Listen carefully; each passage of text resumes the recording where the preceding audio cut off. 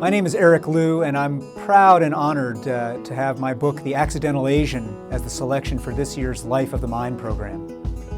The Accidental Asian is a book that's partly about these big picture ideas about race, but partly is just telling my own family story. Race is something we have invented. There's no God-given way of categorizing people into 5 buckets or 6 buckets, or if you're in Brazil, 23 buckets or whatever. This is something that humans in different societies just construct. We invent it. And that doesn't mean it's fake, because obviously once it's invented, it has all kinds of social force for good and often, more often, for ill. As Americans, are these categories, is this way of thinking and talking about identity still working for us? And if it's not, what can we do to go beyond it? I'm Evan Ford. I'm a freshman here at UT studying philosophy, and I was a student representative on the Life of the Mind selection committee. Eric Liu is very specific about it's not your job to not find a culture, right? He's very in favor of finding a group.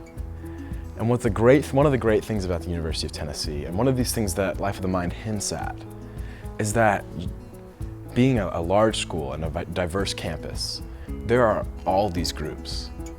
There's someone out there that feels the same way about politics and academics and friendships as you do, and probably a big group of them. It's a place of engaging with other people based on sort of who you are and who you want to be, not what you're expected to be.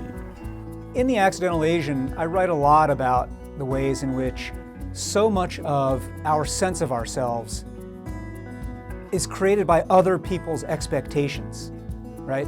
And sometimes those are racial stereotypes, sometimes they are stereotypes of gender or class, sometimes they're just family expectations of my daughter, my son is going to be X, Y, or Z. And I think the most important thing that I hope students will learn when they read The Accidental Asian is that you don't have to be Asian American. You don't have to be somebody who's thought about race a whole lot even to recognize that it's a universal human trait to question, who am I?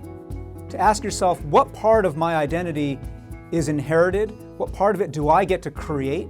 And what part is working for me and what part is not? And I think this is one of the central challenges and opportunities of being a college student today.